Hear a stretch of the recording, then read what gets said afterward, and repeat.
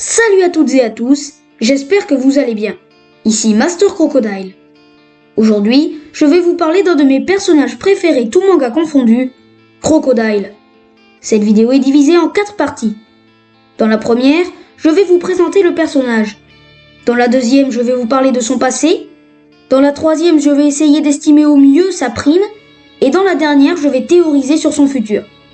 Voilà, maintenant, on peut commencer. Crocodile, surnommé Sir Crocodile, est un ex-Shichibukai.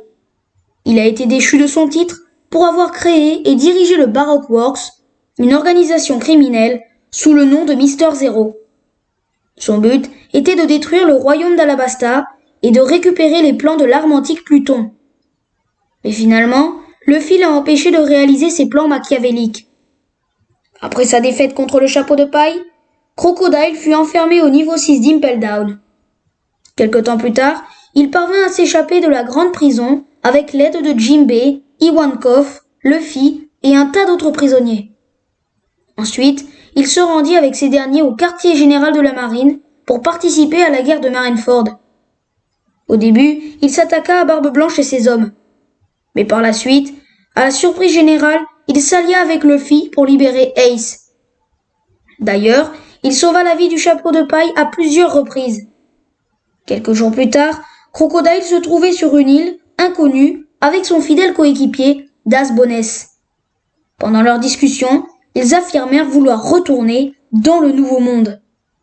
De plus, Crocodile a mangé le Suna Tsunanomi de type Logia qui lui permet de manipuler le sable. Il est capable de projeter des grandes vagues de sable et de déclencher des tempêtes de sable dévastatrices. Il peut également dessécher quelqu'un en quelques secondes en absorbant l'eau présente dans son corps et réduire en poussière de grands bâtiments en absorbant l'humidité des pierres. Crocodile a un passé très mystérieux. En effet, on sait seulement qu'il a affronté Barbe Blanche et s'est fait battre à plat de couture, qu'il possède un secret dont seul Ivankov a la connaissance, et qu'il a subi un gros choc psychologique comme il le laisse sous-entendre dans le chapitre 593, lorsqu'il discuta avec Das Bones, qui lui dit « Chapeau de paille est blessé.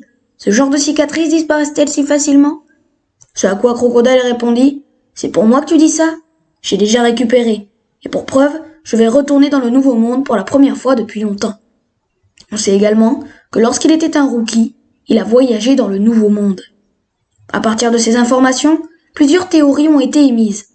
La plus connue serait que Crocodile soit en réalité une femme qui fut transformée en homme grâce au pouvoir d'Ivankov.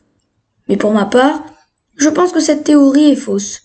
J'affirme cela car Eiichiro Oda, l'auteur de One Piece, a dessiné Crocodile lorsqu'il était enfant et c'était clairement un petit garçon.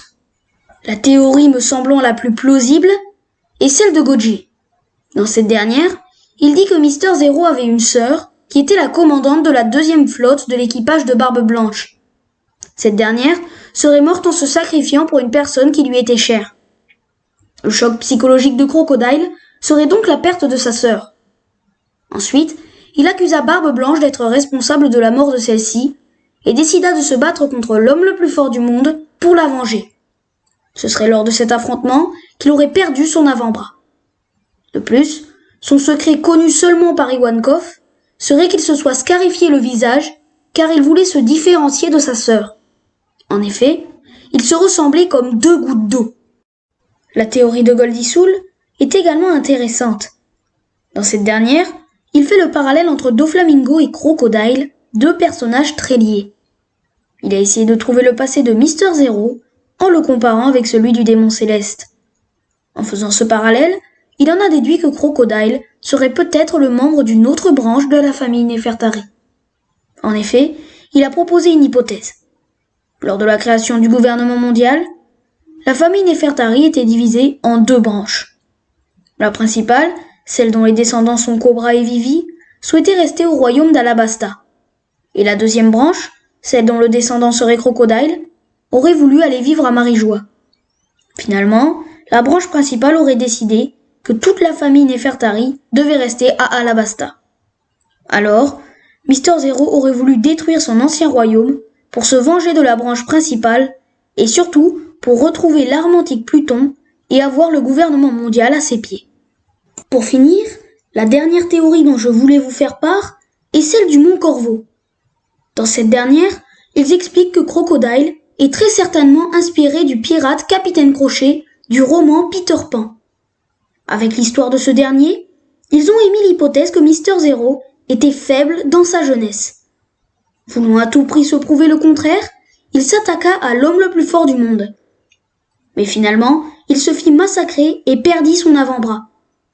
Voulant devenir plus fort, il demanda à Ivankov de lui injecter des hormones pour le transformer en l'homme puissant et respecté qu'il est aujourd'hui. Voilà toutes les théories dont je voulais vous faire part. Pour ma part, je trouve ces 3 théories très intéressantes. Je pense que si on les fusionne, on pourrait réussir à trouver le passé de Crocodile. Pour déterminer au mieux la prime actuelle de Crocodile, il faut calculer sa dangerosité et sa puissance.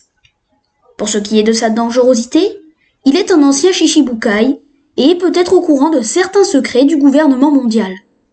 De plus, si la théorie sur le fait que Crocodile est un membre de la famille Nefertari s'avère vraie, alors il pourrait connaître encore d'autres mystères. Il est également bien renseigné au sujet de l'arme antique Pluton. Ensuite, s'il entretient toujours le rêve de devenir le roi des pirates, Mister Zero est un danger pour le gouvernement mondial. Il a aussi dirigé le Baroque Works, composé de dangereux criminels, et a presque réussi à renverser l'un des royaumes les plus importants du monde, Alabasta. De plus, il est considéré comme l'un des criminels les plus dangereux du monde, puisqu'il a été enfermé au niveau 6 d'Impel Down. Il est également une personne très intelligente, capable d'élaborer des plans complexes. Pour ce qui est de sa puissance, il possède un fruit du démon très puissant de type Logia, le Suna Sunanomi, qu'il maîtrise à la perfection. De plus, il a failli facilement tuer Luffy à 2 reprises, même si ce dernier n'utilisait pas encore le Gear Second, Third et Force. Crocodile possède une grande endurance et une grande vitesse. Il a aussi une énorme résistance à la douleur, puisqu'il a été l'un des seuls prisonniers d'Impel Down à tolérer le bain bouillant sans broncher. Il a également été capable de stopper sans trop de difficulté une attaque de Mihawk, de se mesurer d'égal à égal avec Doflamingo et de combattre Akainu sortant vivant de cette confrontation. De plus, avec son gigantesque crochet, il est un redoutable combattant au corps à corps. C'est avec ce dernier qu'il a stoppé l'attaque du meilleur épéiste au monde. Il peut aussi enlever son premier crochet, qui en cache un autre contenant un poison très concentré pouvant dissoudre la roche d'un simple toucher et paralyser ses victimes avant qu'elles ne meurent d'un arrêt cardiaque. À partir de tous ces éléments, j'estime que la prime de Crocodile se situe entre 600 millions et 800 millions de berries. Actuellement, on sait que Crocodile se trouve dans le Nouveau Monde. Pour essayer de prédire son futur, des fans de One Piece ont fait le parallèle entre la guerre de Marineford et la future bataille d'Onigashima, 2 arcs régulièrement comparés par l'auteur et les lecteurs. Comme Mister Zero était présent lors de la guerre de Marineford, ils en ont déduit qu'il participerait peut-être à celle d'Onigashima. D'autres fans pensent cela car sur la cover du chapitre 547, il y avait Baggy, Jinbei, Ivankov, Inazuma, Bon Clay, Luffy, Dasbones et Crocodile, tous habillés en samouraï.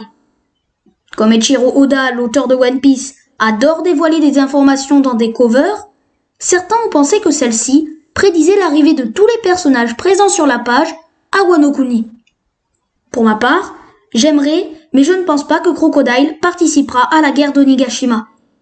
J'affirme cela car lorsqu'il était à Marineford, lors de la guerre au sommet, il était également présent durant l'arc précédent, Impel Down. Si on considère que l'arc pendant lequel va se dérouler la guerre entre l'équipage aux 100 bêtes et les samouraïs est Onigashima, le précédent est Wano Kuni. Si on fait le parallèle jusqu'au bout, pour que Crocodile puisse être présent à Onigashima, il aurait fallu qu'il soit présent aussi à Wano Kuni. De plus, s'il venait sur l'île de Kaido pour aider Luffy et les autres sans aucune autre raison valable, cela ne collerait pas avec le personnage. En effet, même s'il nous a montré une facette compatissante en sauvant Luffy et Ace, ce n'est pas une personne prête à risquer sa vie pour simplement aider les autres. S'il venait à intervenir lors de la bataille d'Onigashima, ce serait sûrement pour demander par la suite de l'aide à Luffy et ses compagnons ou autre chose du genre pour réaliser ses objectifs. Seulement, même si je ne pense pas que Crocodile sera à Onigashima, je crois dur comme fer qu'il réapparaîtra plus tard dans le manga. Il reviendra peut-être avec un puissant équipage et toute une flotte, un peu à l'image de Barbe Blanche, mais avec bien moins d'alliés. Il pourrait alors être un allié de taille pour les Mugiwara. Peut-être même qu'il rejoindra la flotte de l'équipage au chapeau de paille. Cependant, cela serait très surprenant. Voilà, c'est la fin de cette vidéo.